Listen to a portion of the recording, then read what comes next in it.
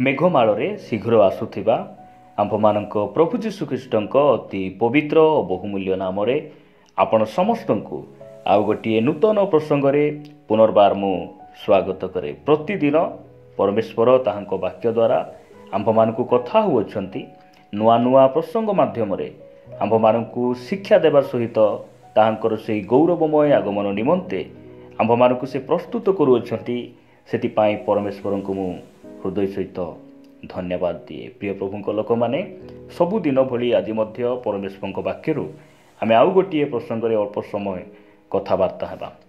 आसतु वाक्य गोटे पद पढ़ी आज प्रसंग निकट को आम जा। आपण मैंने मो सहित आमोस भविष्य वक्ता पुस्तक 4 अध्याय को आसवे। आमोस 4 अध्याय 12 पद मु आम समस्त निमंते पढ़ाई चाहे। यही स्थान में प्रकार लिखा जाए, एथिपाई हे इस्राएल आम्भे तुम्भ प्रति एरूप करिबा आउ आम्भे तुम्भ प्रति एरूप करिबा। एही हेतु हे इस्राएल तुम्भे आपणा परमेश्वर सहित साक्षात करने प्रस्तुत हुओ। प्रिय प्रभु लोक मैंने आज जो प्रसंगटी आपण मान निकट में रखापी चाहे से ही प्रसंगर शीर्षक है प्रभुंको आगमन निमंते आमे किपरि प्रस्तुत हेबा। आज प्रसंग है परमेश्वर को साक्षात करने अर्थात जीशुंकर से आगमन निमंते आमे किपरि निजको प्रस्तुत करबा। यही प्रसंग में आम अल्प समय कथबार्ता हेबा। यही स्थान में आमोस भविष्य वक्ता इस्राएल संतानगण को से यही वाक्य लिखि कहउचंती जे तुम्भे आपणा परमेश्वर को साक्षात करने को प्रस्तुत हुओ। जो समय इस्राएल लोक माने परमेश्वरंकर सही शिक्षा को ग्रहण करने से माने असमर्थ हो जाउछंती, विफल हो जाउछंती, से समय रे परमेश्वर ताहांकर मनोनीत भविष्यवक्ता द्वारा ताहांको निकट रे से यही वाक्य से पठाउछंती। प्रिय प्रभु लोक माने यही वाक्य आज दिन मानकरे मंडली पाई अति गुरुत्वपूर्ण अटे। कारण मंडली ऊर्ध्व को उठे नियार समय रे बसवास करुछि, गोटे शेष जुगरे बसवास करुछि। आ परमेश्वर आपणा मंडली को नेबा पाई से आसुचंती। सेतिपाई आमर काम हैला आमे ताहांकर आगमन निमंते प्रस्तुत हेबा। यही दिन मानकरे जदि आपण देखिबे हेई पारे आज अनेक भाई भौणी माने निज निजर स्टडी निमंते से माने एग्जाम पाई परीक्षा पाई प्रस्तुत होउचंती, से माने निज निजर बाहाघर पाई प्रस्तुत होउचंती, कहीं कहीं तो निजर कैरियर भविष्य चाकरी निमंते से माने प्रस्तुत होउचंती। आ एई सब प्रस्तुति ठारू सबुठारू बड़ विषय हैला आमे हमर परमेश्वर को साक्षात करबा पाई प्रस्तुत हेबा। आमे ताहांकु साक्षात करबा पाई निजको आमे किपरि प्रस्तुत करबा। आपण माने मो सहित गोटे वाक्य बाहर करिवे। साधु जोहनंक पत्र तृतीय जोहन 3 अध्याय रे ए प्रकार लिखा जाए। 2 पद मु समस्त निमंते पढ़िबा पाई चाहे। लिखा जाए, हे प्रिय माने वर्तमान आम्भे माने ईश्वर को संतान अटु। आ आम्भे माने कौन हेबा ताहा ए पर्यंत प्रकाशित होई नाही। आम्भे माने जानु जे से जेतेबेले प्रकाशित हेबे सेतेबेले आम्भे माने ताहांको सदृश हेबा, कारण से जेपरी आम्भे माने सेही परी ताहांको दर्शन करिबा। प्रभुंको नामर गौरव हो। ए स्थान में 2टी विषय लिखा जाए जे आम्भे माने कौन हेबा, आमे केमिति हेबा ए जाए आमे जानी नाहु। कारण ए जाए आमे प्रकाश रे जाई नाहु किंबा हमर परमेश्वर को आमे साक्षात करि नाहु। मात्र एहा आमे जानू, एहा विश्वास करू, भरोसा करू जे जीशुख्रीष्ट जेबे मेघमाल रे प्रकाशित हेबे आमे ताहांको परी हेबा एवं आमे ताहांको दर्शन करिबा। 2टी विषय आमे स्थान देखुचु। प्रिय प्रभुंको लोक माने जदि आपण 3 पद पढ़िबे से स्थान लिखा जाए, आउ जे केही ताहांको ठारे एही भरोसा स्थापन करियछि। केउ भरोसा? ख्रिस्टियान मानकर भरोसा हैला गौरवमय भरोसा।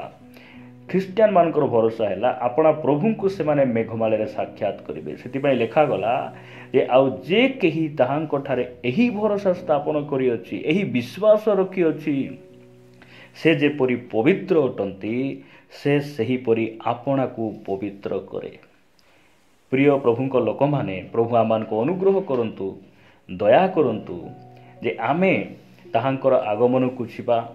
आमे मंडली सहित आमे ताहांको सहित ऊर्ध्व को उठेई निया जिबा, ताहांको सहित आमे चिरकाल रहिबा। ଏହିସବୁ ଭରସା କରିବା ଅପେକ୍ଷା, ଏହିସବୁ ଆଶା ରଖିବା ଅପେକ୍ଷା ଆମେ ନିଜକୁ ପବିତ୍ର କରିବା, ଏଇଟା ହେଉଛି ସବୁଠାରୁ ବଡ଼ ବିଷୟ। କାରଣ ଯେଉଁ ସମୟରେ ପ୍ରଭୁ ଯୀଶୁଖ୍ରୀଷ୍ଟଙ୍କର ପ୍ରଥମ ଆଗମନ ହେଲା, ସେହି ସମୟରେ ସେ ପବିତ୍ର ଲୋକମାନଙ୍କ ପାଇଁ ସେ ଆସିଲେ ନାହିଁ, ଧାର୍ମିକମାନଙ୍କ ନିମନ୍ତେ ସେ ଆସିଲେ ନାହିଁ, ସେ ପାପୀ ଲୋକମାନଙ୍କ ନିମନ୍ତେ ଆସିଲେ, ଅଧର୍ମରେ ରହିଥିବା ଲୋକମାନଙ୍କୁ ଉଦ୍ଧାର କରିବା ପାଇଁ ଆସିଲେ। ଏବେ ପ୍ରଭୁ ଯୀଶୁଖ୍ରୀଷ୍ଟ ସେ କାହିଁକି ଆସୁଛନ୍ତି? ସେ ପାପୀମାନଙ୍କୁ ନେବା ପାଇଁ ସେ ଆସୁନାହାନ୍ତି, ଅଧର୍ମରେ ରହିଥିବା ଲୋକମାନଙ୍କ ପାଇଁ, ମନ ପରିବର୍ତ୍ତନ ନ କରି ଜଗତର ପାପରେ ଲିପ୍ତ ଥିବା ଲୋକମାନଙ୍କୁ ନେବା ପାଇଁ ସେ ଆସୁନାହାନ୍ତି। ସେ ସତୀ କନ୍ୟା ରୂପ ମଣ୍ଡଳୀ, ପବିତ୍ର ମଣ୍ଡଳୀ, ପବିତ୍ର ସାଧୁଜନକୁ ସେ ନେବା ପାଇଁ ଆସୁଛନ୍ତି। ସେଥିପାଇଁ ଆମେ କେମିତି ପ୍ରସ୍ତୁତ କରିବା? ନିଜକୁ ପବିତ୍ର ହେବା, ପବିତ୍ର ହେବା। କାରଣ ଆମକୁ ଯେ ପରମେଶ୍ୱର ଆହ୍ୱାନ କରିଛନ୍ତି, ଆମକୁ ଯେ ପରମେଶ୍ୱର ଡାକିଛନ୍ତି, ସେ ପବିତ୍ର ଅଟନ୍ତି। ଆଉ ଏବ୍ରୀ ପୁସ୍ତକ 12 ଅଧ୍ୟାୟ 14 ପଦରେ ଲେଖାଯାଏ ଯେ ପବିତ୍ରତା ବିନା କେହି ତାହାଙ୍କୁ ଦର୍ଶନ କରିପାରେ ନାହିଁ। ପବିତ୍ରତା ବିନା ଆମେ ମଣ୍ଡଳୀରେ ରହିହେବ, ପବିତ୍ରତା ବିନା ଖ୍ରୀଷ୍ଟିଆନ ବୋଲିକିନା ଆମେ କହିହେବ, ପବିତ୍ରତା ବିନା ଆମେ ଗୀତ ଗାଇ ହେବ, ଆରାଧନା କରିହେବ। ପ୍ରିୟ ଭାଇ ଭଉଣୀମାନେ, ପବିତ୍ରତା ବିନା ଆମେ ପ୍ରଭୁଙ୍କୁ ସାକ୍ଷାତ କରିହେବ ନାହିଁ, ପବିତ୍ରତା ବିନା ଆମେ ଉପରକୁ ଉଠି ହେବ ନାହିଁ, ଅର୍ଥାତ୍ ପବିତ୍ରତା ବିନା ଆମେ ସ୍ୱର୍ଗକୁ ଯାଇ ହେବ ନାହିଁ। ପ୍ରଭୁ ଆମମାନଙ୍କୁ ଦୟା କରନ୍ତୁ ଏହି ବାକ୍ୟକୁ ବୁଝିବା ପାଇଁ। ଆମେ ତାହାଙ୍କର ଆଗମନ ନିମନ୍ତେ କେମିତି ଆମେ ପ୍ରସ୍ତୁତ କରିବା? ଆମେ ନିଜକୁ ପବିତ୍ର କରିବା, ନିଜକୁ ପବିତ୍ର କରିବା। ଯଦି ଆପଣମାନେ ଗୋଟେ ପଦ ପଢ଼ିବେ ମୋ ସହିତ, 2 କରିନ୍ଥୀୟ 7 ଅଧ୍ୟାୟ 1 ପଦ ଲେଖାଯାଏ, ଅତଏବ ହେ ପ୍ରିୟମାନେ, ଏହି ସମସ୍ତ ପ୍ରତିଜ୍ଞା ପ୍ରାପ୍ତ ହେବାରୁ ଆସ, ଶରୀର ଓ ଆତ୍ମାର ସମସ୍ତ ଅଶୁଚିତାରୁ ଆପଣା ଆପଣାକୁ ଶୁଚି କରୁ, ପୁଣି ଈଶ୍ୱରଙ୍କୁ ଭୟ କରି ପବିତ୍ରତାରେ ସିଦ୍ଧ ହେଉ।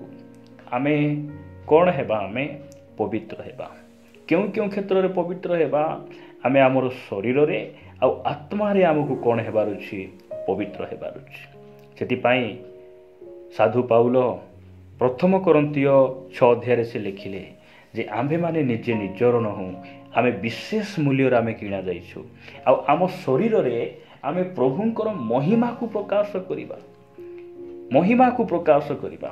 ଏହି ଶରୀର ଆଉ ଆତ୍ମା ସବୁ ପ୍ରଭୁଙ୍କର ଅଟେ, କାରଣ ଆମେ ବହୁମୂଲ୍ୟ ରକ୍ତରେ କିଣା ଯାଇଛୁ। ଏହି ସ୍ଥାନ ଲେଖାଯାଉଛି ଯେ ଆମେ ତାହାଙ୍କର ଆଗମନ ନିମନ୍ତେ କେମିତି ପ୍ରସ୍ତୁତ ହେବା? ଆମେ ପବିତ୍ର ହେବାକୁ ପଡ଼ିବ। କେଉଁ କେଉଁ କ୍ଷେତ୍ରରେ ଆମେ ପବିତ୍ର ହେବା? ଲେଖାଗଲା ଯେ ଶରୀରରେ ଆଉ ଆତ୍ମାରେ ଆମେ ପବିତ୍ର ହେବାର ଆବଶ୍ୟକ ରହିଛି।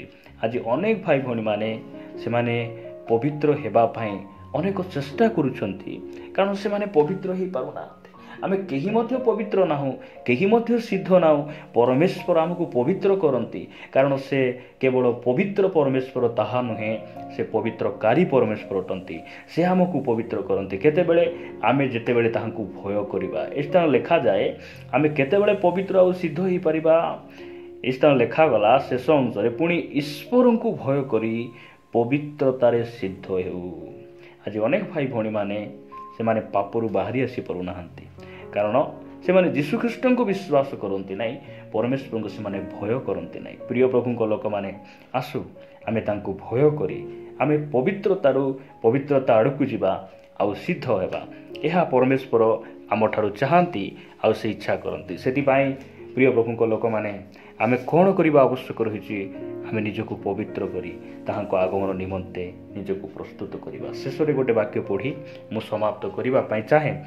ଆପଣମାନେ ପଢ଼ିବେ 2 ପିତର 3 ଅଧ୍ୟାୟ, 2 ପିତର 3 ଅଧ୍ୟାୟ ତାର 12 ପଦରେ ଲେଖାଗଲା, ସେହି ଦିନର ଆଗମନର ଅପେକ୍ଷା କରି ତାହା ଯେପରି ଶୀଘ୍ର ଆସିବ, ଏଥିପାଇଁ ତୁମ୍ଭମାନଙ୍କର କିପରି ସଦାଚାରୀ ଓ ଧର୍ମପରାୟଣ ହେବା ଉଚିତ। ଆଗମନର ଅପେକ୍ଷା କରି ଆମେ କ'ଣ କରିବା ଆବଶ୍ୟକ ରହିଛି? ତାହାଙ୍କର ଆଗମନକୁ ଅପେକ୍ଷା କରି ଆମେ ସଦାଚାରୀ ହେବା ଆବଶ୍ୟକ ରହିଛି, ଧର୍ମପରାୟଣ ହେବା ଆବଶ୍ୟକ ରହିଛି। ଅଧର୍ମରେ ଥିଲେ ଆମେ ଫେରି ଆସିବା ଆବଶ୍ୟକ ରହିଛି। ମନ ପରିବର୍ତ୍ତନ କରି ପ୍ରଭୁଙ୍କ ନିକଟକୁ ଫେରି ଆସିବା ଆବଶ୍ୟକ ରହିଛି। ତାହାଙ୍କର ସେହି ମେଘମାଳର ଆଗମନ ନିମନ୍ତେ ତାହାଙ୍କୁ ସାକ୍ଷାତ କରିବା ପାଇଁ ଆମେ ନିଜକୁ ପ୍ରସ୍ତୁତ କରିବା ଆବଶ୍ୟକ ରହିଛି। ପ୍ରିୟ ପ୍ରଭୁଙ୍କ ଲୋକମାନେ, ଆମେ କ'ଣ କରିବା? ତାହାଙ୍କର ଆଗମନକୁ ପ୍ରିୟ ଜ୍ଞାନ କରି ଆମେ ଦିନ ପ୍ରତିଦିନ ଆମେ ପବିତ୍ର ଜୀବନଯାପନ କରିବା। ପରମେଶ୍ୱର ଏହା ଆମଠାରୁ ସେ ଚାହାନ୍ତି। ପ୍ରଭୁ ଏ ବାକ୍ୟ ଦେଇ ଆମ ସମସ୍ତଙ୍କୁ ପ୍ରଚୁର ଭାବରେ ଆଶୀର୍ବାଦ କରନ୍ତୁ।